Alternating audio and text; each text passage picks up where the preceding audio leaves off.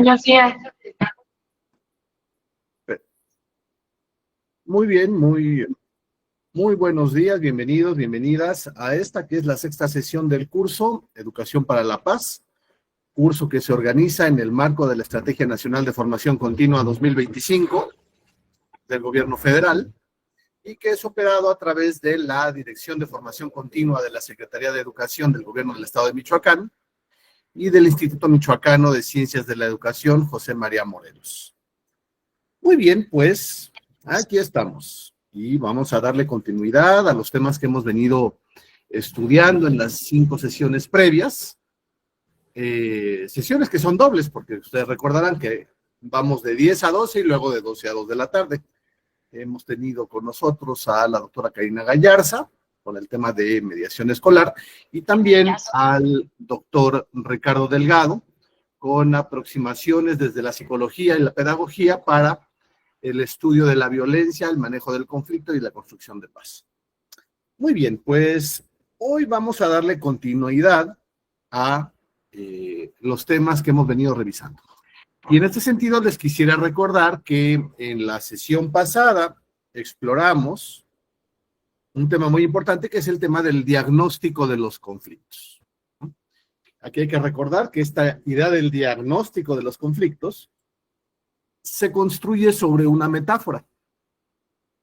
Te recordarán la metáfora que era que decíamos que las tareas de construcción de paz se parecen mucho a las tareas de construcción de salud, en el caso de los médicos, y que en ese sentido el tipo de trabajo que hacen los médicos de manera profesional es muy parecido al tipo de trabajo que tenemos que hacer nosotros, ¿no? Y que por eso podemos tomar la profesión médica como un referente cuando estamos desarrollando nosotros nuestras tareas de construcción de paz. Bien, les recuerdo que hay que silenciar los micrófonos, porque a veces se mete un poquito de ruido por ahí, pero vamos entonces a avanzar. Vamos entonces a avanzar con nuestros temas. Sobre el tema del diagnóstico, recordarán ustedes que la semana pasada decíamos que los diagnósticos componen varios elementos. ¿Cuál era el primero de los elementos? ¿Ustedes recuerdan cuál era? ¿Alguien que pueda ilustrarnos, apoyarnos? Les recuerdo que la forma de participar es, pueden levantar la mano y solicitar el uso de la voz o pueden escribir algún comentario en el chat. Bien, pues les recuerdo antes de andar diagnosticando conflictos ajenos, lo primero que tenemos que hacer es un autodiagnóstico, efectivamente. Saber si podemos ser parte de la solución. Eso es lo más importante en el primer momento, un autodiagnóstico. Y ya que revisamos si tenemos el conocimiento, la capacidad y la voluntad para ayudar, entonces ahora sí nos podemos volcar al estudio del conflicto en sí mismo. ¿Y cuáles eran los componentes del diagnóstico? ¿Ustedes recordarán? Uno, dice una de su compañera, los antecedentes. Yare, adelante. Hola, buenos días, doctor. Los 3 factores de un conflicto serían los primarios, los secundarios y los potenciales. Esos son los actores, ¿no? Los actores, sí. Efectivamente. Okay. Gracias. Efectivamente. Muchas gracias, Yare. Sí, entonces fíjense, cuando hacemos diagnósticos de conflicto, primero hay que hacer el autodiagnóstico, ya lo despachamos, y luego, ¿qué seguimos? Uno es identificar actores. Y como bien dice Yare, son primarios, que son los que se ven más, los que como que tienen la carga del conflicto más importante. Otros son los secundarios, que son los que están asociados a los actores primarios. Y otros son los actores potenciales, que son todos aquellos que están presentes y están viendo, y a lo mejor no inciden directamente en el conflicto, porque no hacen nada, pero que si decidieran hacer algo, podrían cambiar el curso del conflicto. Muy bien. Entonces, ese es un elemento que tenemos que diagnosticar. Los actores en sus diferentes tipos. ¿Qué más? ¿Qué más hay que identificar? ¿Alguien recuerda? A ver, les voy a dar una pista. Los antecedentes y los factores. Factores y antecedentes, correcto. Vamos a ver. ¿Cómo investigamos antecedentes? Recuerden, hay que levantar la mano. Tenemos a Aida, me parece que es, con la mano levantada. Sí, hola doctor, buenos días a todos. Creo que la parte de la fuente de información son también 3 puntos. Primero, la entrevista inicial, el 2, investigación documental, y el 3, la auscultación, si no me equivoco. Es algo importante, me parece. Más o menos, sí. En el campo de la medicina, ese es los términos que se utilizan. Los términos que utilizábamos nosotros acá, que están muy bien, tal cual los expresaste, son: uno, necesitamos, en primer lugar, la investigación documental. Digo, no importa el orden, mientras tengamos los 3 presentes. Uno es la investigación documental. ¿Qué cosa es? Bueno, ver qué registros hay de los actores, del conflicto, qué sabemos documentalmente hablando, ¿no? En la escuela, por ejemplo, lo podemos ver en cuanto a antecedentes académicos, antecedentes de conducta, reportes de desempeño, cosas que tengamos que nos den una idea de dónde vienen los actores de un conflicto. Esa es la investigación documental, por un lado. Por otro lado, teníamos también la entrevista. Es decir, cuando tú vas y te acercas y a través del diálogo tratas de explorar y buscar información, ¿no? Que en el caso, por ejemplo, de los médicos, pues es una consulta. En el caso de nosotros, pues es una entrevista, donde tú te encuentras con las personas involucradas en el conflicto y recuperas sus testimonios, sus perspectivas, sus ideas. Y entonces ya tienes ahí 2 fuentes, ¿no? Una son lo que recoges por vía de la entrevista y por el otro lado la investigación documental. Ya tienes mucho. Pero aún así teníamos una tercera fuente de información. ¿Cuál era esa tercera fuente de información? Lo que en ciencias sociales le llaman la investigación de campo, en la medicina le llaman la auscultación, y que aquí es cuando tú vas al lugar en donde ocurrieron los hechos. ¿Por qué? Porque a veces los lugares también hablan. El solo lugar te puede decir mucho de las dinámicas de conflicto.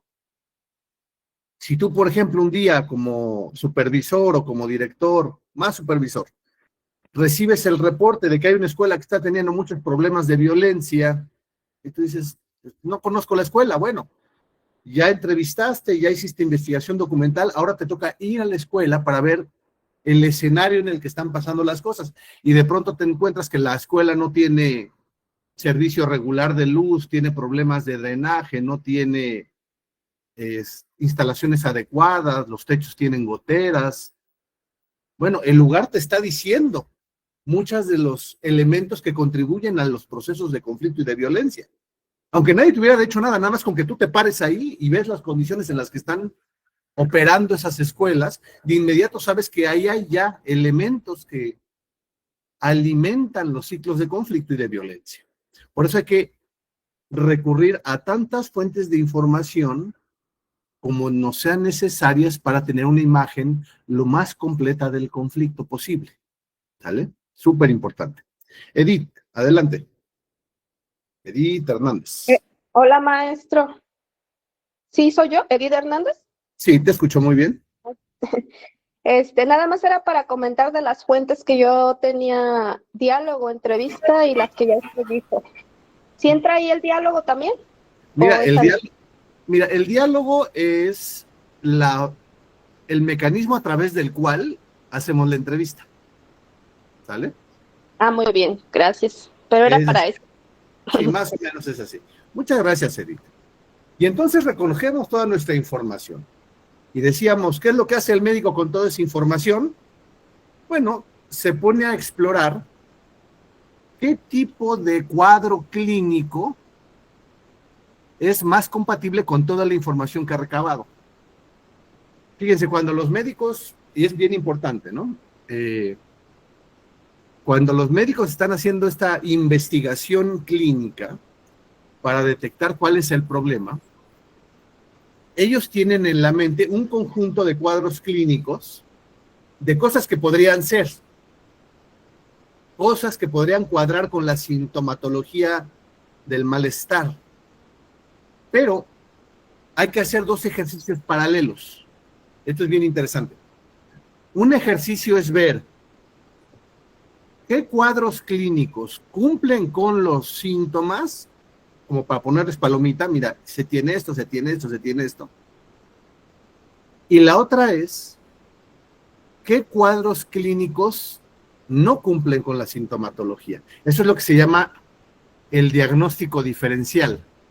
¿Qué es eso? Es, de acuerdo con los síntomas que tengo, qué cosa sí puede ser y qué cosa no puede ser. Por ejemplo, si una criatura va al médico porque tiene fiebre, lo primero que se le ocurre al médico es una infección, ¿no? Ok, eso puede ser infección.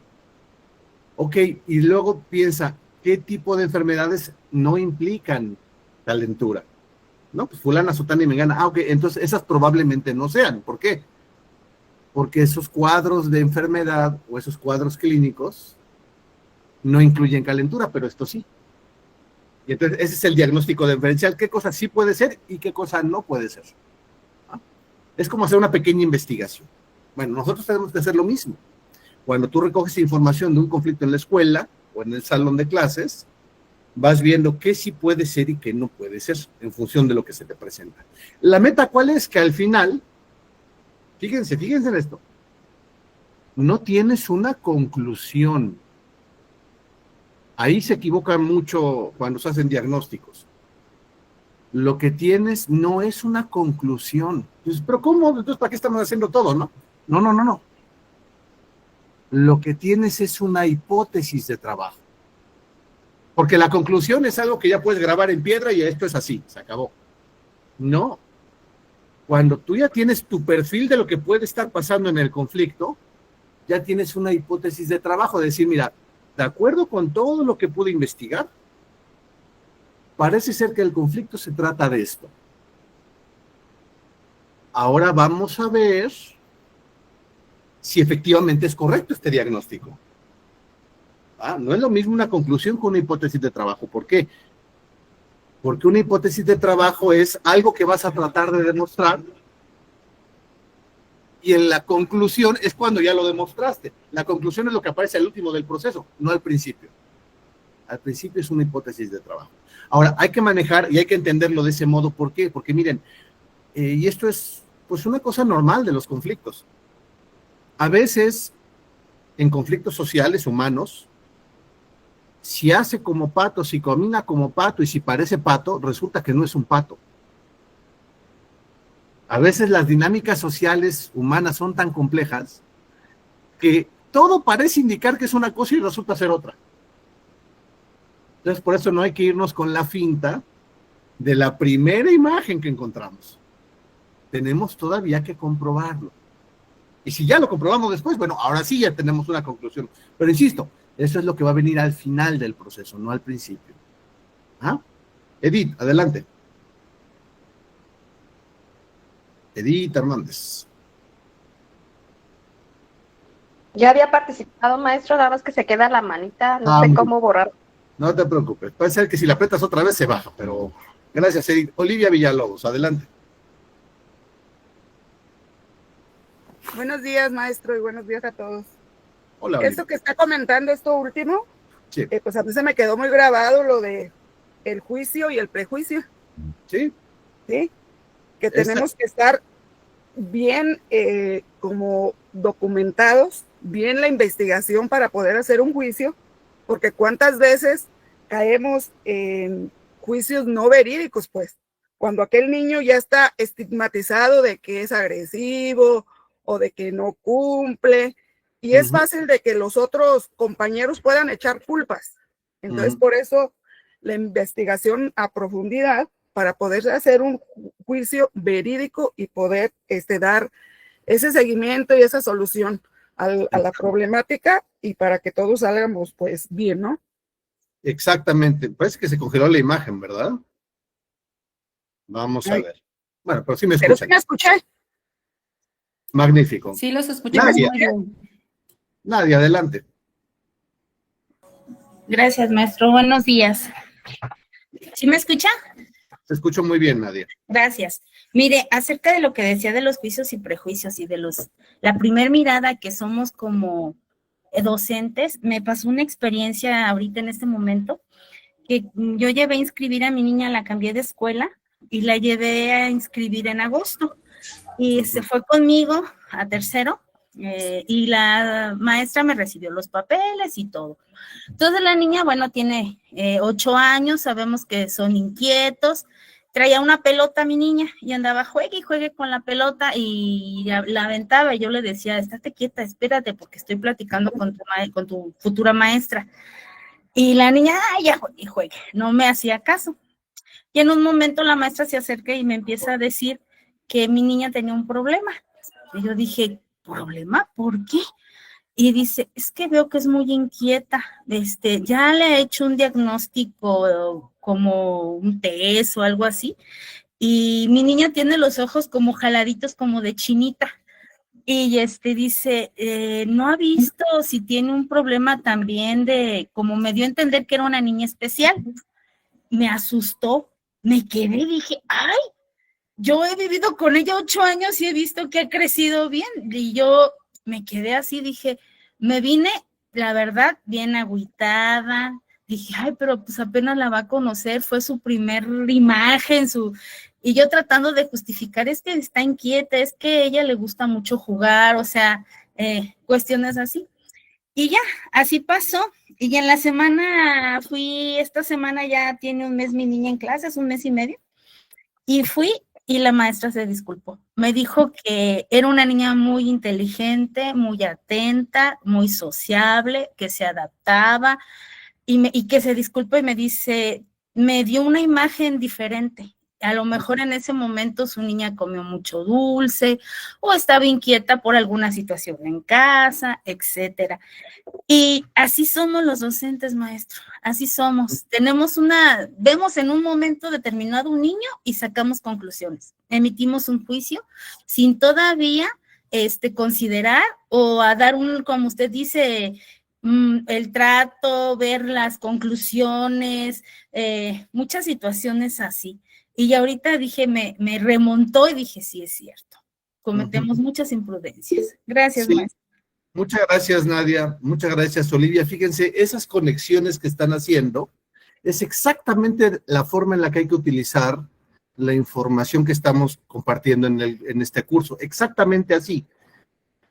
Haciendo un análisis de lo que pasa hacia allá, pero también de lo que hace uno.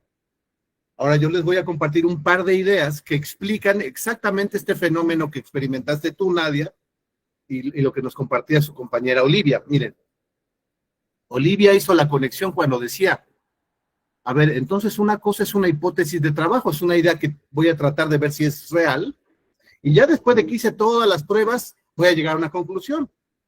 Exactamente esa diferencia es lo que hay entre, como bien señaló ella, el prejuicio y el juicio. El prejuicio es cuando llega a la conclusión antes de tener la información. Por eso se le llama prejuicio, es un juicio a priori. Todavía no tienes los datos, pero ya tienes la conclusión. Bueno, eso es un prejuicio clarísimo, ¿no? No, un juicio sensato, racional, es cuando tienes tu hipótesis de trabajo, haces las pruebas para ver si es real y luego llegas a la conclusión. Ese es un juicio de a de veras. Pero para hacer ese proceso se requiere un cierto orden y una cierta calma. No adelantarse a los hechos, que fue lo que pasó con el caso de tu criatura, Nadia. Efectivamente es eso. En principio fue víctima de un prejuicio, fue prejuzgada. Pero luego la realidad básicamente le estalló en la cara a esta maestra y tuvo que reconocer que estaba equivocada y qué bueno que lo hizo. Hay que felicitar, miren, esto es bien importante también. Cuando alguien reconoce un error, hay que felicitárselo. No hay que restregárselo en la cara, no hay que burlarse, no hay que humillar a la gente, no. Cuando alguien reconoce un error, hay que felicitarle la integridad. Es decir, qué bueno que reconociste tu error, qué bueno que lo enmendaste, eso habla muy bien de ti como persona. Porque sí se han dado cuenta que ese es un problema de la realidad cotidiana. Hoy en día ya nadie se equivoca. Aunque tú le demuestres documentalmente que está equivocado, por soberbia, no reconocen el error y prefieren mantenerse en el camino equivocado antes de reconocer un error. ¿Saben ustedes cuántos problemas generan esas actitudes? Y es básicamente un tema de soberbia, de que nadie quiere equivocarse, nadie quiere reconocer que cometió un error. Entonces, cuando alguien reconoce un error, es una señal de madurez y de profesionalismo que hay que felicitar. Es bien importante eso, ¿vale? Cuando tengan la oportunidad de felicitar a gente que reconoce sus errores, háganlo. Necesitamos cultivar mucho esa cultura. Ahora, de forma paralela, un par de comentarios adicionales a lo que decían sus compañeras. Miren, ¿ustedes han oído hablar del efecto Pigmalión? Es un efecto es un fenómeno que se cita a veces y con frecuencia, y es el siguiente. El efecto Pigmalión es cuando yo tengo una expectativa baja, por ejemplo, como maestro, yo tengo una expectativa baja de mis alumnos, de que digo, no, son tontos, no lo van a entender, no, va a ser muy complejo, no, va a ser muy difícil para ellos. No, si yo como maestro tengo una expectativa baja, independientemente de qué tan inteligentes sean los chiquillos, es muy probable que el resultado, el rendimiento sea muy bajo. Ahora, también ocurre a la inversa. Si yo tengo una expectativa alta, y en ese digo, no, es que mis muchachitos son disciplinados, son inquietos y corren y todo, pero son inteligentes. Y cuando se organizan y se enfocan, aprenden mucho y aprenden rápido.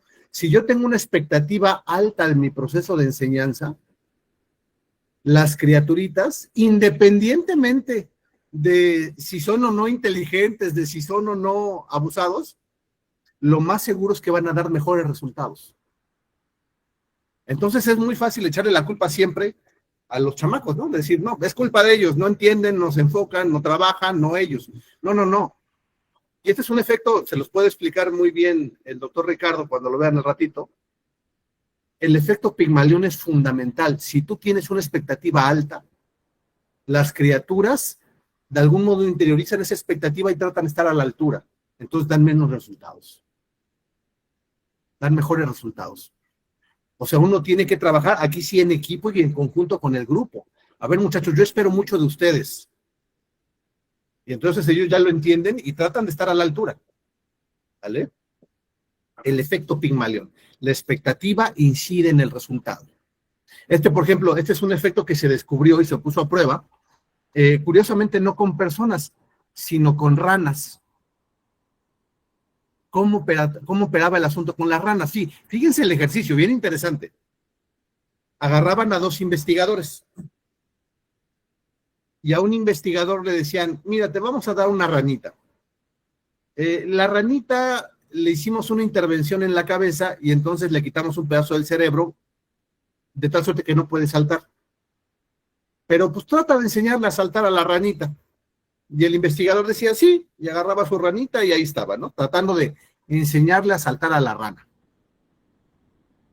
Y al otro investigador le daban también una ranita y le decían, mira, tu ranita es una ranita ordinaria, tú trata de que salte lo más lejos posible. Y el otro investigador decía, sale, ahí estaban, ya estaban investigador 1 y el investigador 2. ¿Cuál era el resultado? El resultado es que la ranita del investigador 2, al que le dijeron tu ranita es normal, sí conseguía saltar muy lejos. Decían, pues normal, ¿no? Sí. Y la ranita del investigador 1, al que le dijeron tu ranita no va a saltar nunca, porque la operamos, pues no aprendía a saltar. Decían, bueno, ¿y cuál es el problema ahí? Bueno, el problema es que las ranitas estaban invertidas. Al investigador que le dijeron, tú tienes la ranita operada que no sabe saltar, era una ranita normal. Pero como el investigador ya sabía que estaba operada y que no sabía saltar, su expectativa llevó a que la ranita se subdesarrollara, aunque era una ranita normal. Y al otro que le dijeron, tu ranita es normal, no, él tenía la ranita operada. Pero como su expectativa era alta, decir, no, tú eres una ranita normal, tienes que saltar. La ranita, fíjense, pese a que la habían operado, desarrolló una cosa que se le llama plasticidad neuronal, que es cuando unas partes del cerebro aprenden a hacer actividades para las que no estaban programadas. Y entonces la ranita que estaba operada para no saltar, aprendió a saltar. ¿Por qué? Porque el investigador tenía la expectativa. Es bien importante, la expectativa que tenemos de los muchachos incide en su resultado. Y no solamente en lo académico, piensen también en el comportamiento. Piensen, en lugar de decir a los chiquillos, miren, yo sé que ustedes son inteligentes, van a pasar sus exámenes, van a entregar sus tareas, les va a ir muy bien en la escuela. Imagínense que les dicen, no, miren muchachos, yo sé que todos ustedes son gente buena, son gente noble, son gente sensible, son gente solidaria, son gente empática, son gente inteligente. Tú siembras esas ideas y ellos tratan de estar a la altura de esa empatía y de esa solidaridad que tú esperas de ellos. Así es como se siembra la cultura de paz, verbalizando esa expectativa. ¿Sale? Tú lo creces de forma intelectual, pero también de forma ética y moral, con una alta expectativa. Entonces hay que echar mano de todos los recursos. Y esto, insisto, no es una idea mía, ¿no? Esto está muy probado. Se le llama el efecto Pigmalión. ¿Vale? Bien importante. Ahora, por el otro lado, y último comentario antes de ceder la palabra a sus dos compañeros, a Jesús y a Elba. Miren, también hay que entender que los seres humanos somos falibles. Vaya, la gente no es perfecta, la gente comete errores, la gente tiene problemas, a veces no nos levantamos con el pie derecho y comenzamos a cometer errores, básicamente, ¿no? Bueno, ¿qué pasa? Lo que ocurre es que hay una cosa que se le llama heurística. Seguro, no sé si alguien lo haya escuchado alguna vez, pero la heurística. ¿Qué cosa es la heurística? Se escribe con H y como se escucha, heurística. Miren, la heurística en realidad son pequeños atajos mentales que utilizamos para no desgastarnos mucho pensando. Un ejemplo, cuando tú estás en el grupo y ves que de pronto hay mucho escándalo, una heurística del pensamiento es que de inmediato te vienen a la mente los 3 o 4 criaturas que normalmente son los más escandalosos. Entonces ya de antemano, en lugar de andar averiguando qué fue lo que pasó, ya tienes a 3 o 4 sospechosos. ¿Por qué? Porque siempre son ellos. Es una especie de atajo mental. Todavía no tienes la información, no has observado, nadie te ha dicho nada, no has documentado, no has explorado. Pero hay un problema en el salón, tú ya sabes quiénes son los 3 o 4 sospechosos. Las heurísticas, estos atajos mentales con los que uno opera, sirven mucho en muchos sentidos, pero también alimentan los prejuicios. O sea, a veces uno incurre en un prejuicio sin haberse dado cuenta. ¿Por qué? Porque se activa el mecanismo heurístico y entonces ya sacamos el juicio por adelantado. Pero donde voy es que es un fenómeno muy humano. Prácticamente todos lo hacemos. Para resolver cuestiones cotidianas, por ejemplo, cuando tienes un problema administrativo, pasó algo, como ya te ha pasado antes, ya sabes qué puede ser, ¿no? Cuando son problemas administrativos, pues ok, ayudan mucho. Cuando son problemas cotidianos, pues ayudan mucho. El problema es cuando las heurísticas operan en función de personas, de sujetos, porque nos lleva a sacar conclusiones adelantadas y a lo mejor a cometer injusticias. Por eso es que uno tiene que, sí, darle rienda suelta a las heurísticas, porque nos hacen más fácil la vida en general, no hay que pensar a profundidad todo, excepto cuando se trata de personas. Cuando se trata de personas sí hay que cuidarnos mucho de eso, para no caer en el error del prejuicio. ¿Vale? Pero le digo, ese es un fenómeno muy normal, muy natural, todos lo hacemos. Aquí lo ideal es tratarlo de hacer con control, para no cometer injusticias, como la que le estaban haciendo a la hija de la maestra Nadia, ¿no? Ahí, por ejemplo, claramente, en la maestra que estaba atendiendo a su criatura, se activó una heurística. ¿Cuál es la heurística? Es que los niños que tienen los ojitos de un cierto modo, tienen algún tipo de condición. Bueno, pero tú no eres médico, no has hecho la investigación documental para sostener y para argumentar esa posición. No, ella ya operó con una conclusión heurística y cometió una injusticia y después tuvo que reconocer que se equivocó. Bueno, se hubiera ahorrado todo el problema si no hubiera llegado a conclusiones aceleradas. ¿Ah? Entonces, por ahí va el asunto. Elba María, adelante.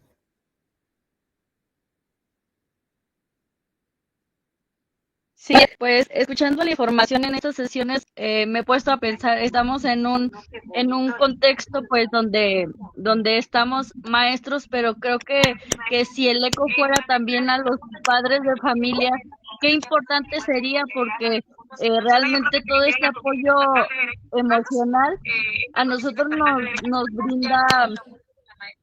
nos brinda esas herramientas para poder ayudar a nuestros alumnos, pero si digamos, este eco o este espacio involucrara también a los padres de familia, creo que nos ayudaría a nosotros justamente la prevención de la violencia y en que fuera un poco más integral y efectivo, porque hay veces que pues nosotros como maestros ponemos toda nuestra intención, creo que toda esa calidad humana y de repente pues se queda en las aulas. ¿Por qué? Porque hay padres de familia que ejercen la violencia en los contextos familiares y ahí como que se corta, ¿no? Todo lo que tú vas haciendo, lo que tú vas abonando, de alguna manera, pues en los padres de familia hace falta esta reflexión, este espacio donde ellos se den cuenta de lo importante que es justamente no la salud mental de los niños, que es fundamental para cuando sean adultos. Entonces sí, creo que sería bueno también poco a poco ir formando desde estos cursos esta escuela para padres, para que tenga pues creo que un mayor impacto, para que pueda haber estas redes, porque si nos estamos quedando tal vez solamente en las actividades del aula, pues creo que sería importante permear, ¿no? Permear en las comunidades de aprendizaje donde se pueda incluir también a los padres de familia. Y yo lo veía pues en el diagnóstico, creo que ellos son de alguna manera los que aportan pues información que puede ser útil, pero de repente pues no es tan verídico porque pues los padres de familia buscan muchas veces como tapar, ¿no? Tapar esas cuestiones que dañan a los niños, pero pues sí, de alguna manera después los niños en su honestidad pues sí dicen, ¿no? En mi familia me golpean, en mi familia y eso pues muchas veces es lo que los refleja, lo que ellos reflejan en el aula y empezamos justamente a etiquetar a esos niños problema cuando pues es parte pues de su contexto. Entonces sí quise como abrir ese espacio y agradecer porque creo que estos cursos están siendo ya más impactantes, ya no es solamente como herramientas para el maestro, sino creo que son herramientas para la vida. Gracias. Muchas gracias, Elba. Sí, efectivamente, fíjate, mira, aquí hay un par de cosas que vale la pena señalar, ¿no? Uno es que efectivamente este tipo de cursos con estos temas, en este espacio, pues lo estamos trabajando con ustedes, con profesores, ¿no? Pero ahí yo sí invito mucho a que uno tenga presente que hay más gente haciendo más cosas en otros espacios. O sea, uno a veces tiene la idea de que uno está solito trabajando y que casi es uno contra el mundo, ¿no? Y no es así. Miren, yo tengo la oportunidad de ofrecer estos temas en diferentes espacios y así, por ejemplo, les puedo platicar a título personal. Yo estos temas de construcción de paz, de manejo de conflictos, transformación de conflictos, prevención de la violencia, los he trabajado en el sector docente con profesores, con ustedes, gente como ustedes, aquí en Michoacán, pero también en el Estado de México y también en la Ciudad de México. O sea, no solamente en una región, sino en varios lugares. He tenido la oportunidad de trabajar estos temas con policías, con la Guardia Nacional, por ejemplo, ¿no? Con policías estatales, municipales y federales. ¿Por qué? Porque los cuerpos policíacos son los encargados de procurar la seguridad de todos. Ellos son la primera línea de defensa que tenemos en contra de la violencia. Entonces, imagínense si los policías tuvieran la capacidad para no llegar de forma violenta a atender la violencia, sino los llamaran cuando hay una situación de conflicto y ellos llegaran capacitados con herramientas de diálogo, de conciliación, de diagnóstico de conflictos. Otro gallo nos cantaría a todos, ¿no? Bueno, pues ya hay una especialización en los cuerpos policíacos que se llama mediación policial, para que los policías tengan esta capacidad de abordar conflictos a través del diálogo, no llegar de forma violenta, deteniendo gente, no, que lleguen a escuchar, a diagnosticar, a platicar, a conciliar intereses.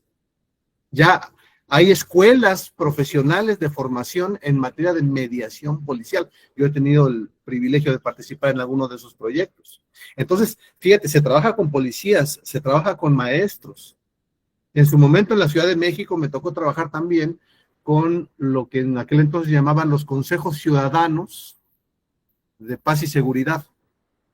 ¿Qué es eso? Bueno, son vecinos organizados que dicen, oye, cuando se presentan problemas aquí en el barrio, aquí en la colonia, aquí en la delegación, ¿nos puede dar algunas herramientas para tratarlo de manejar todos nosotros, para que no tengamos que hablarle a las autoridades y vengan y promover la polarización y que veas mal al vecino? No. Algunos ejercicios para que nos podamos sentar a trabajar de manera conjunta entre vecinos y resolver los problemas. Bueno, me ha tocado participar en esos espacios también. O sea, a donde voy es que hay mucha gente haciendo muchas cosas en diferentes áreas de la sociedad. Ustedes, cada uno de ustedes, no solamente es un profesor en sus escuelas, un directivo, sino también son un ciudadano, son padres de familia, son vecinos.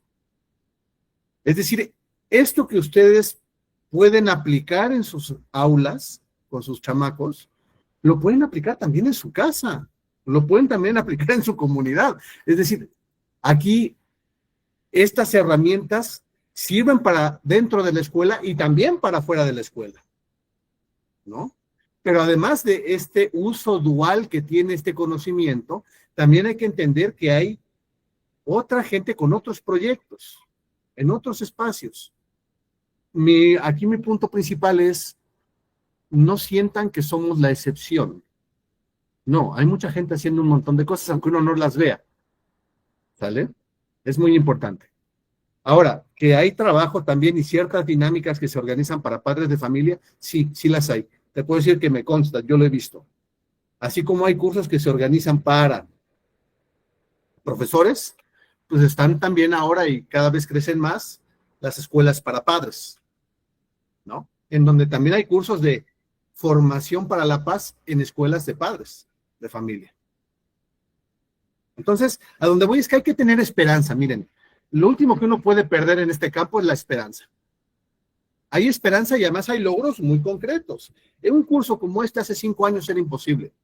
Y ahorita ya es regular. O sea, vamos avanzando, ¿no? Nada más, nuevamente, una cosa es que no lo veamos y otra cosa es que no esté pasando. Sí está pasando. Y hay que tener fe en eso. ¿Vale? Gracias, Elba María. Jesús Gandarilla. Listo, profe, ¿cómo está? Buenos días por ahí. Ando enfermo para se note en mi voz. Muy bien. Sí, comentar acerca de lo anterior. Bueno, nosotros como maestros, los que estamos aquí como maestros, sistema educativo, sabemos de que no sabemos qué está pasando en las escuelas, porque de repente estamos teniendo un índice muy alto de autismo, un índice muy alto de estas situaciones, y no sabemos realmente qué está pasando. Antes era a lo mejor 2 en toda la escuela, ahorita son 5 por grupo. Entonces, ahí me tocó la otra cara de la moneda, ahorita lo dijo la maestra Nadia, ahí me tocó la otra cara de la moneda, en la cual nosotros no somos de alguna manera observadores, y escuché muy bien los prejuicios, no somos, digamos, como profesionales, sí observamos, pero realmente para sacar un diagnóstico no lo tenemos porque todavía no llegamos a ese grado. O sea, realmente el docente actualmente todavía no está formado para dar un diagnóstico, porque de eso se encargan los psicólogos educativos o la psicología, que es en este caso los test, que realmente son los que se están dando cuenta de estas situaciones. Y de hecho ahorita los que son psicólogos, no sé si aquí haya psicólogos, maestros, ahorita la rama de psicología es donde está el dinero. Ahorita ya los psicólogos ya no atienden a adultos, ya no atienden casos, situaciones, ya atienden puros niños. Y entonces, yo me quedé con esa situación de que cuando pasa en la escuela, llega una mamá, yo le digo, no, pues es que yo siento que hay una situación aquí complicada, porque la reacción del comportamiento del niño yo la veo muy diferente. Entonces, pues la mamá, pues luego ofendiéndome de alguna manera, tratando de recurrir a la violencia, es que, profe, ¿por qué me dice que está mal mi niña? No, no, a ver, espérame, o sea, yo lo que quiero saber es si ya le aplicó un test, si ya fue con un especialista que le dé un diagnóstico. No, pues es que jamás, porque jamás en la vida, pues me han dicho alguna situación. Bueno, yo le recomiendo, le dé hasta el nombre de una pues, psicóloga, una persona especialista, puede recurrir con ella para que le haga un diagnóstico, le pueda decir qué es lo que está pasando. Entonces, pues resulta de que la ama, pues enojada conmigo, no, pues es que no es que yo no estoy, yo quiero saber pues, cómo voy a trabajar, ¿no? Porque pues, se me complica y esto no creo que sea un tipo de autismo, creo que no sé, que hay otra cosa aquí, o sea, tiene que haber otra cosa, porque yo estoy detectando visualmente esto. Entonces, pues ya, llévala, para que le hagan al test, ¿no? Y ya luego vuelve. No, pues profe, es que pues sí me dio un diagnóstico y pues ya sacamos la situación. La situación es que no sabía el niño, de alguna manera seguir reglas, porque en su casa no había reglas. Y la otra es pues que sí tenía autismo, creo que en segundo grado, no me acuerdo muy bien. Entonces, pues la mamá está así, oye, profe, pues es que disculpe y todo eso, ¿qué es la otra cara de la moneda? Básicamente lo que pasó con la maestra Nadia, lo que me pasó a mí, y sí, pues o sea, usted lo dijo ahorita, es bueno, disculpa, sacar un prejuicio, pero yo no sé ahorita qué está pasando, que de repente todos los papás se están ofendiendo porque está pasando una situación con su niño en la escuela y se están ofendiendo. No, pues es o sea, no, o sea, es que nosotros no somos, o sea, médicos, ni nosotros todavía no llegamos hasta ese grado, nosotros estamos, pero para observar qué está pasando, o sea, pero no lo hacemos con afán de menospreciar, de tratar de no incluir, o sea, no lo hacemos de eso, la nueva escuela mexicana es muy clara en el tipo de inclusión, entonces no lo hacemos con esa finalidad, vaya. Entonces, Sí. la verdad, ahorita sí me quedé un poquito, dije, pues me pasó la parte contraria a lo que le pasó a la maestra Nadia.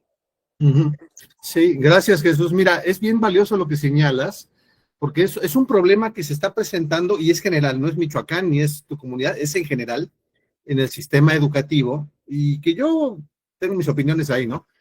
Que trascienden el campo estrictamente educativo. ¿A qué voy? Mira, yo una cosa que he detectado, les comparto que una de las profesiones que tengo es la de sociólogo, y en ese sentido, pues uno observa ciertos procesos sociales, ¿no?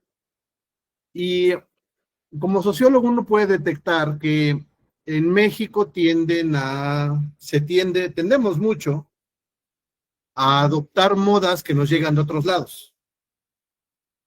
Por ejemplo, de pronto tendemos en particular a adoptar mucho modas que vienen de Estados Unidos. La sociedad en México está muy americanizada en ese sentido, ¿no? Y entonces, por ejemplo, hace algunos años se comenzó a poner de moda en las escuelas en Estados Unidos que cualquier niño con un pequeño comportamiento atípico ya tenía algún tipo de trastorno, ¿no? Y entonces, de pronto tú ya tienes niños con 10 trastornos en el mismo escuincle. ¿Por qué? Porque 10 terapeutas les dieron 10 diagnósticos diferentes. Y que si no es déficit de atención, es trastorno bipolar, y si no, maníaco depresivo, y si no, o sea, tenemos el problema de una cosa que yo creo que a mi juicio no es buena, y estamos viendo enfermedades donde a lo mejor nada más hay comportamientos adolescentes, por ejemplo, en caso de chiquillos de secundaria y prepa, ¿no? O sea, los adolescentes, como dicen, la cosa con los adolescentes es que adolecen, ¿no? Tienen un montón de cambios de todo tipo, biológicos, neurobiológicos, fisiológicos, experimentan cambios sociales, emocionales. Es parte de la evolución humana. El problema es cuando tú ves un cambio de pronto en un adolescente y dices, ese es un trastorno. O sea, ¿por qué quieres patologizar procesos que en principio son sociales? Yo no digo que no existan los trastornos, claro que existen. Mi crítica en ese sentido es que creo que se están sobrediagnosticando. Hay criaturas que ahí sí, para que vean, son sencillamente inquietas. Y ya. Ah, no, pero tienes que decir que es hiperactivo y tienes que encontrarle un cuadro clínico. ¿Por qué? Porque abriendo la perspectiva de un cuadro clínico, luego vienen los medicamentos. O sea, yo creo que esa es una inclinación que se desarrolló con fuerza en Estados Unidos y que aquí estamos comenzando a adoptar y que creo que es problemática. Ahora, eso por un lado, pero por el otro lado sí tienes casos de criaturas que sí requieren un tipo de atención particular. Sí, o sea, sí existen esos casos. Pero como bien señalas, Jesús, no cualquiera debería de sacarse un diagnóstico de la punta de los dedos. Para eso tienes especialistas, profesionales. El problema es que no tenemos tantos profesionales a lo mejor como necesitaríamos. Pero aquí, fíjense, ya estamos entrando en un tema más complejo, más problemático, pero hay que presentarlo nada más. Una salida fácil cuando no quieres atender un conflicto es patologizar al otro. Decir, no, es que tiene problemas mentales. En lugar de decir, bueno, es que no, en lugar de decir, no me he acercado, no he tratado de entender su circunstancia, no he hablado con él, no me he documentado, no he explorado la situación, es más fácil ponerle la etiqueta de que está enfermo, de que tiene un problema. Y ese es un recurso muy simplón que se ha sobreutilizado. La patologización del otro para decir, no, es que tiene problemas, eso es lo que pasa. Que es una forma elegante de decir está loco o está enfermo. ¿Me explico? Por eso yo soy un poco desconfiado cuando veo que salen con diagnósticos demasiado acelerados. Ahora, tú expresas que hay un fenómeno de que están apareciendo muchas criaturas con condición de autismo. Bueno, habría que verlo con cierto detenimiento. Es posible, sí es posible, sin duda. Mira, yo tengo el conocimiento de una región en Puebla en donde de pronto en la escuela comenzaron a detectar muchos casos de cáncer. Y luego me dieron cuenta que no era la escuela, era la comunidad. Y entonces había un problema que estaba detonando casos de cáncer, ¿no? Seguramente ya, por cierto, enterraron esa noticia, seguramente tenía que tener un vínculo con las industrias locales en la contaminación del medio ambiente, sin duda. Pero ya nadie quiso investigar. Entonces, a donde voy es que sí pueden ocurrir esos fenómenos, pero hay que ser cuidadosos en su diagnóstico. Cuando tú tienes, por ejemplo, ahorita dices, hay diagnósticos de autismo, habría que ver de dónde vienen esos diagnósticos y si efectivamente están validados. ¿Sale? A donde voy es que cuando hablas de estos problemas se requiere, aquí sí se requiere el doble de profesionalismo para no arrojar diagnósticos facilones que pueden darnos una visión equivocada de lo que está pasando. Entonces es problemático, es complejo, pero esa es la realidad con la que tratamos, ¿no? Muchas gracias por tu participación, Jesús. Berenice Barrera, adelante. Buenos días. Yo siento que el problema también viene de tanta falta de valores, porque sí es cierto, a veces justificamos, tiene un problema, a lo mejor es un problema, pero no de tipo, neurológico, que nosotros ya damos por hecho que sea ese. A lo mejor el problema son los límites que ejercen en casa, porque con la libertad nos confundimos con libertinaje y ya no queremos que le digas ni mi alma a mi niño, ni no le grites, ni no le puedes decir, ni no me lo, o sea, queremos tenerlos dentro de una burbuja, y lo digo no nada más como maestra, sino como mamá. Entonces ya no hay límites, porque entonces ya no vales nada. Yo les comentaba mucho a los padres de familia que a veces no se puede trabajar bien en grupo, porque ¿qué pasa cuando llegan a la casa? Tu maestra está loca, tu maestra está esto, no le hagas caso, no esto. Y pobre de ellas, o sea, nos quitan realmente la autoridad. Y no autoridad me refiero a que los tengamos que maltratar, obviamente, sino a poner límites. Mira, esto no está bien, mira, esto no está esto, porque tenemos niños de cristal que por todo lloran. Papás de todavía más cristal, porque por todo se ponen de uñas. Entonces, yo creo que también esa parte debería, más un docente cuando es madre, ponerse del lado de los maestros y checar por qué uno a veces hace juicios precipitados, o a lo mejor ni son precipitados, sino también cuando hacemos un diagnóstico, una entrevista familiar, nos damos cuenta que la familia es inestable, que no es familia completa, que la mamá o trabaja o los educa, pero no puede las dos cosas. Entonces son niños que en sí no tienen tiempo. El mayor problema que yo veo ahora es que nosotros vemos que cuando un niño está en su cuarto, porque está en su cuarto, está bien, no hace nada, pero lo encerramos con las peores niñeras, los celulares, las pantallas, las computadoras, todos esos juegos agresivos, que lo único que hace es que van brincando los límites y como mamá no me dice nada porque yo estoy haciendo bien, porque yo estoy en mi cuarto, estoy encerrado, no grito, no hago, piensan que son un buen ejemplo y que están, o sea, criando a los niños de la mejor manera.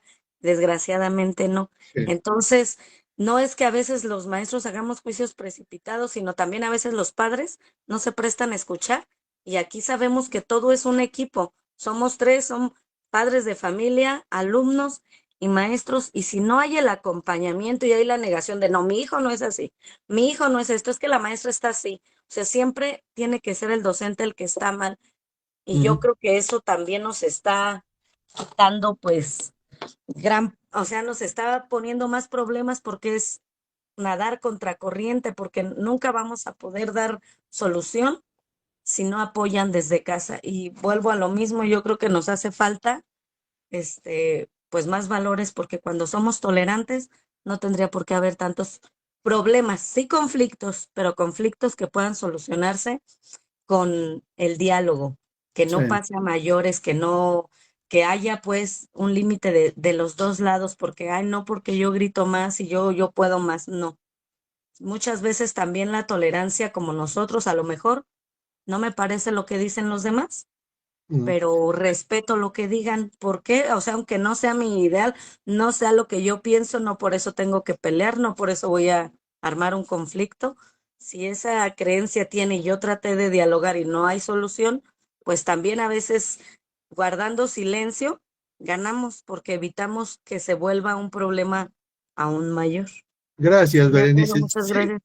gracias, Berenice. Mira, ahí yo veo que son, y entiendo, y sin duda eso que señalas es un problema masivo, pero yo creo que me parece que hay dos razones de por qué está ocurriendo mucho actualmente, ¿no? Por un lado, es un tipo de cultura, sabes que son malestares en la cultura ambos, ¿no? El primero es un tipo de cultura donde a la gente se le entrena en la lógica de que el cliente siempre tiene la razón. Y entonces es la razón por la que nadie quiere reconocer errores, porque ¿cómo si yo siempre tengo la razón? Me lo dicen en los hoteles, me lo dicen en los restaurantes, me piden disculpas cuando compro algo en línea porque va a llegar media hora tarde, lo que sea que haya yo pedido. O sea, como que se ha generado una cultura en donde el sujeto siente que siempre está bien en todo, ¿no? Entonces, eso los vuelve un poco ciegos y los vuelve un poco sordos a cualquier tipo de retroalimentación. Se vuelven solipsistas. Por una parte tienes eso. Y además, no solamente quieren tener la razón siempre, sino además todo lo quieren rápido. Y tú los ves, ahí andan, ¿no? Con la certeza que les da la arrogancia y casi no, lo único que les falta es tronarle los dedos al mundo, ¿no? Entonces tú tienes una cultura que alimenta mucho ese tipo de comportamientos. Las redes sociales, ¿no? Particularmente las redes sociales.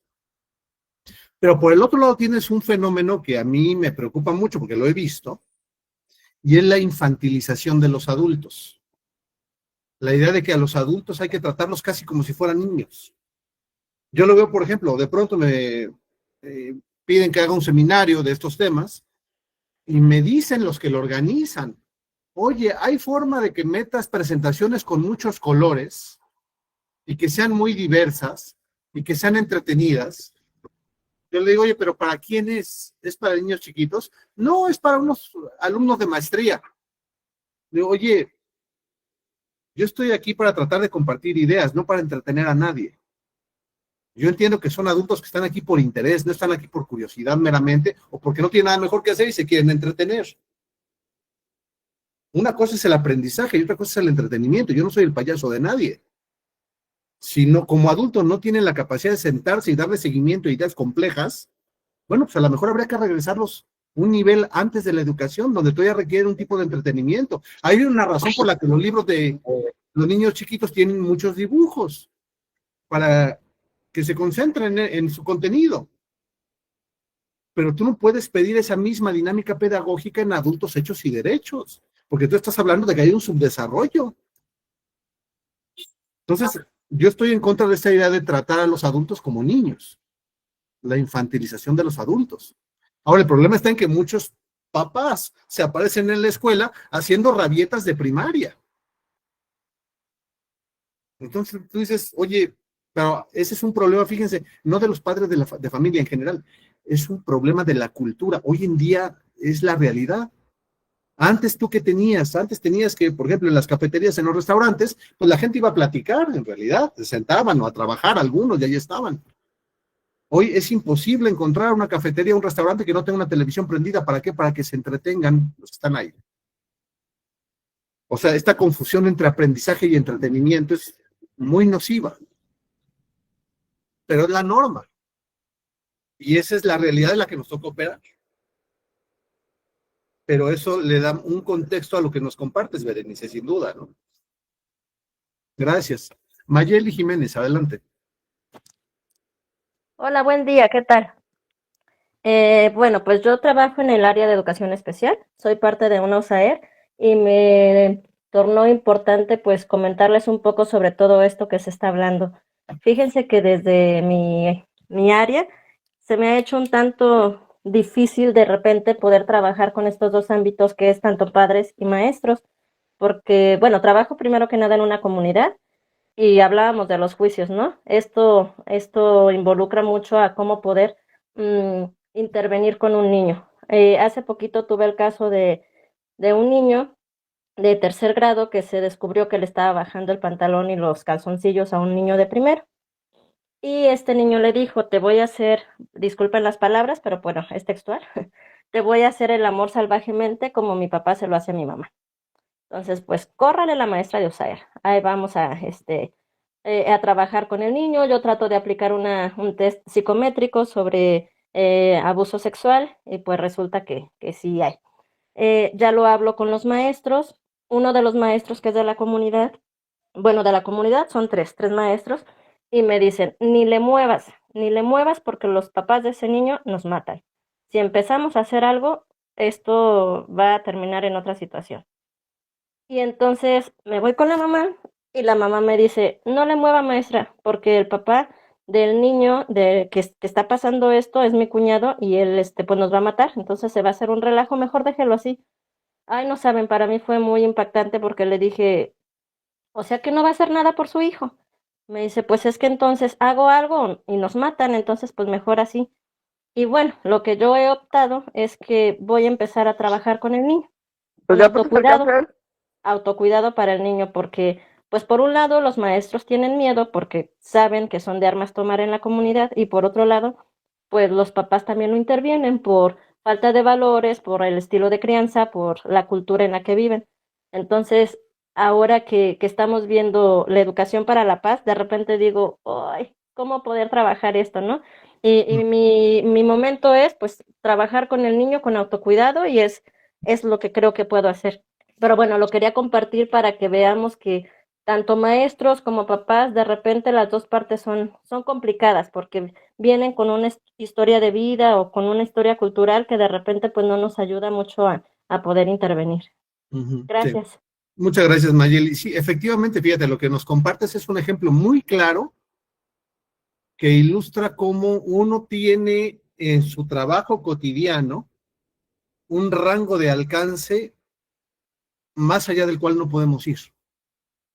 Y también, por ejemplo, tu caso ilustra cómo tú tienes que combatir fuerzas que parece que son mayores, ¿no? Entonces, bueno, a ver, no puedo cambiar la estructura familiar de donde viene la criatura, no puedo cambiar las relaciones familiares en las que se inserta la criatura. Y entonces dices, oye, entonces es un combate perdido. No. ¿Por qué? Porque tú sí tienes acceso a la criatura. y sí puedes incidir en la manera en la que la criaturita entiende la realidad.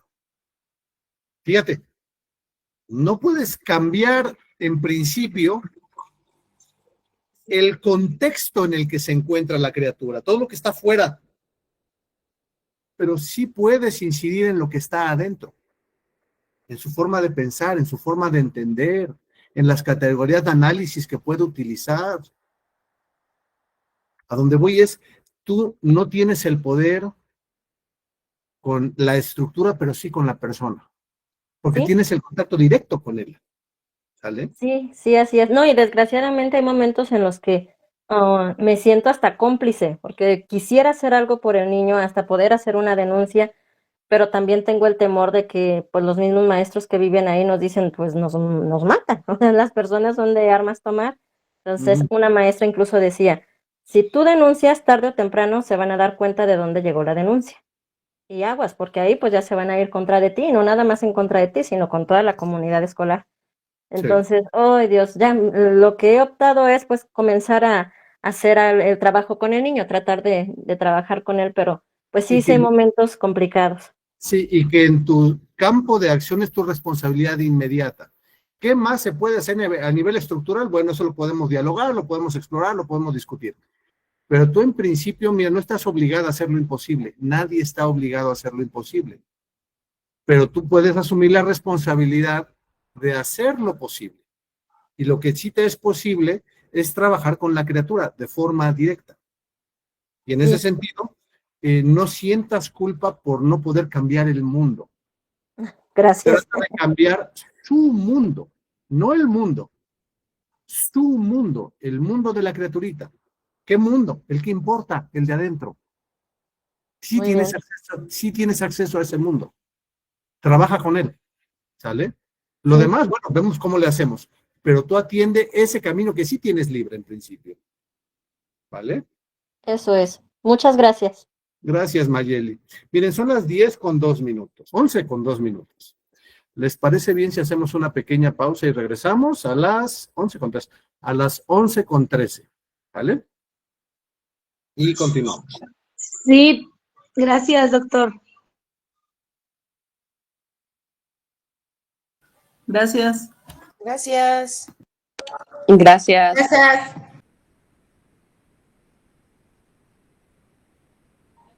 Gracias, buenos días. Gracias, buenos días. Gracias, buen día. Gracias. Gracias.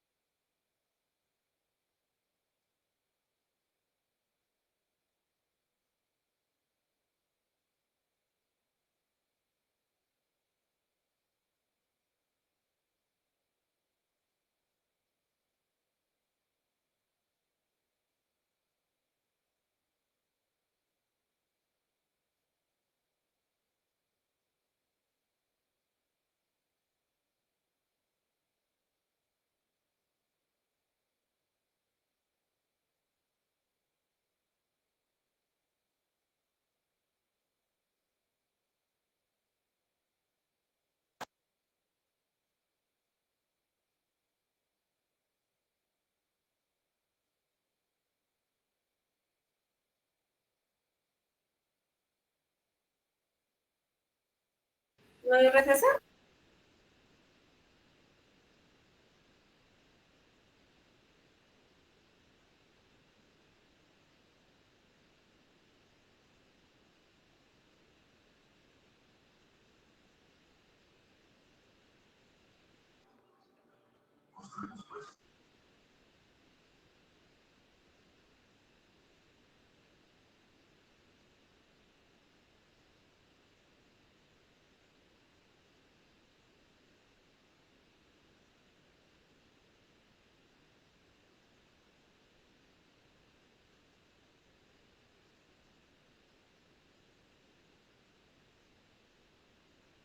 Todo es ternura.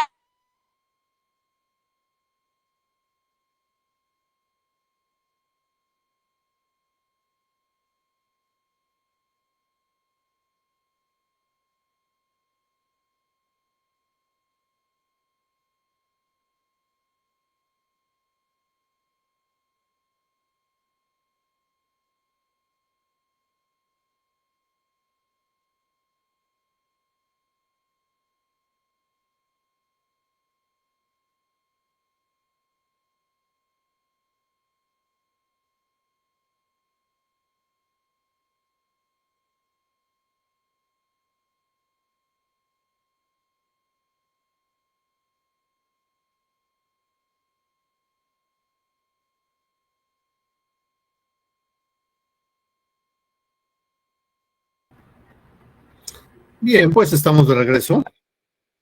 Y tenemos una manta levantada. Miranda Martínez, adelante. Gracias, maestro. Buen Miranda. día, maestro. No sé si ya no sea tan necesario mi comentario, era enfocado a lo que compartía la compañera de hace rato de la situación que vivía el niño. Mm.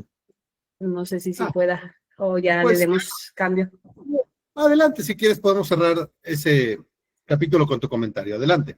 Ok, pues yo considero que sí tenemos de alguna forma como muchas limitantes como profesores. Me hizo recordar la situación cuando yo estudiaba en primaria, hubo algo parecido con un compañero. No sé si se llame o todavía o se llamaba Germán, vivió una situación parecida. Sin embargo, pues los profesores no quisieron atacar o platicar o tener como esa cercanía debido a la limitante que había con ese tipo pues de gente pues a lo que se dedicaba. Entonces el niño tiempo después, ya más grande, lo que hizo pues fue matar a nuestra maestra. Después nos dimos cuenta que porque ella nunca hizo nada, o sea, ella supo, pero nunca hizo nada. Entonces, son cositas que pues a nosotros como profesores nos limitan, porque de alguna forma no podemos intervenir tanto y hacemos lo que podemos, pero sí corremos como muchos riesgos, que es lo malo. O sea, el infante pues desconoce y piensa que todo el mundo lo ataca. Y como docente pues a veces tenemos las manos atadas. Entonces, Sí, pues sí, está complicado. es así, Marina. Sí, muchas gracias. Sí, por eso es que, insisto, dicen, uno tiene que operar con el corazón caliente, pero con la cabeza fría, ¿no? Y en ese sentido no nos podemos abandonar a ideas que son bien intencionadas, pero que son ingenuas. O sea, uno no puedes tratar de cambiar la realidad solamente desde la buena voluntad. Tú tienes que conocer bien el contexto en el que estás operando y conocer cuál es tu rango de acción, cuál es tu punto de incidencia. Decir, mira, yo puedo tratar de avanzar hasta acá porque este es el circuito en el que sí puedo tener algún resultado. Es lo que está a mi alcance. Para cualquier cambio más allá de este circuito, requiero del concurso de otros actores, de otros factores, de otros procesos. Precisamente para eso es que hacemos bien el diagnóstico. Recuerden, ¿qué diagnosticamos? Actores, factores, procesos. No solo los actores, también los factores. el lugar en donde estamos, decíamos, el calendario, la geografía, la circunstancia. Porque eso nos va dando y nos va definiendo exactamente qué tipo de intervención podemos hacer y qué tipo de resultados podemos esperar. ¿Vale? Y todo esto sobre la idea de que nadie está obligado a hacer lo imposible. Debes de hacer aquello que es posible, nada más. Porque de otro modo, tienes una garantía de frustración y como bien señalas, maestra, puedes incluso ponerte en riesgo. ¿Por qué? Porque estás atacando estructuras que van más allá de tus alcances. ¿Ah? Uno tiene que ser muy estratégico. ¿Por qué también? Porque miren, los recursos son limitados, ya lo decíamos. La energía es limitada. El tiempo es limitado. Nuestro poder de acción es limitado. Nuestro conocimiento es limitado. Entonces, lo ideal es ver en dónde podemos utilizar los recursos con los que contamos para que rindan el mejor provecho. ¿Vale? Tenemos que ser muy estratégicos en eso. Todo eso es lo que vamos a poder hacer si hacemos un buen diagnóstico. Eso es bien importante. Patrocinio, adelante.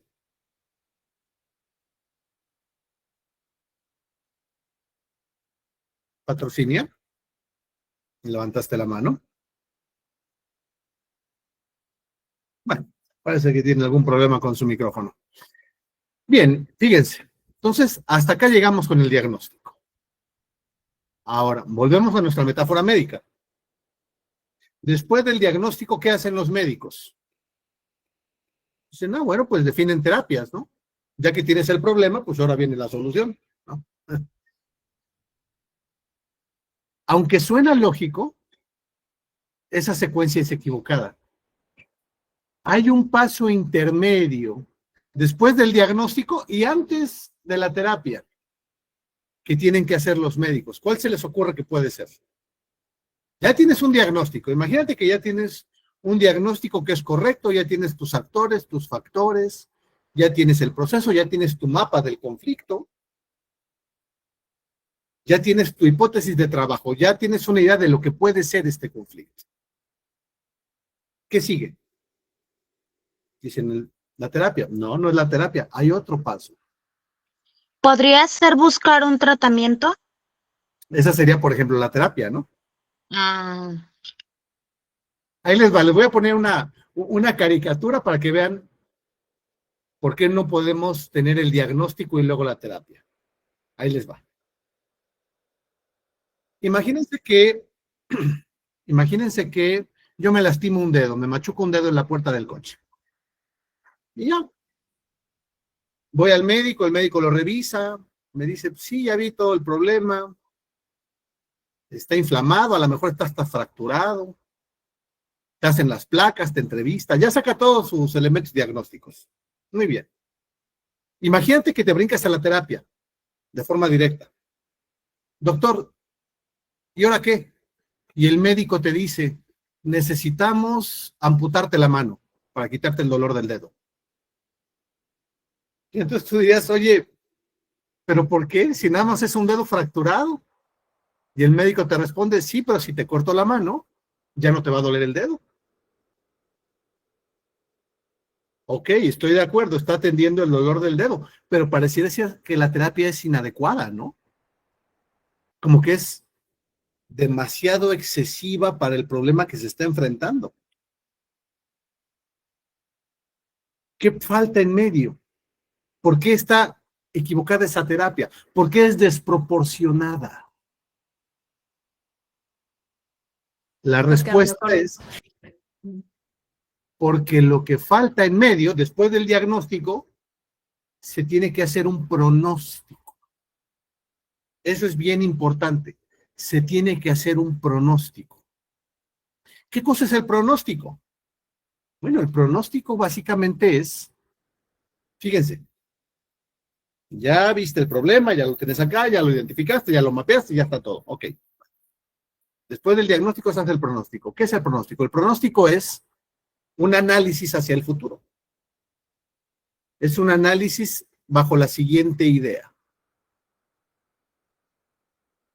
Ya que conozco el conflicto, y si lo dejo tal cual está, si lo dejo sin intervenir, ¿cómo va a evolucionar ese conflicto hacia el futuro? ¿Cuál es el pronóstico que tiene? El caso, por ejemplo, de un médico con el dedo, o yo llego con el dedo fracturado, ya sabe que es un dedo fracturado, ya es muy claro. Ok, el médico tiene que hacer un pronóstico y decir, a ver, si no atendemos ese dedo, al corto, al mediano plazo, ¿qué es lo que va a pasar? ¿Cuál va a ser la evolución del problema si se le deja sin atender? Así como está, si sigue tal cual va, ¿dónde va a acabar? Eso es imaginar ese escenario futuro, eso es el pronóstico. ¿Y por qué es importante hacerlo? Porque el pronóstico te indica, uno, si el conflicto requiere algún tipo de intervención o no. Y dos, si requiere intervención, ¿qué tipo de intervención requiere?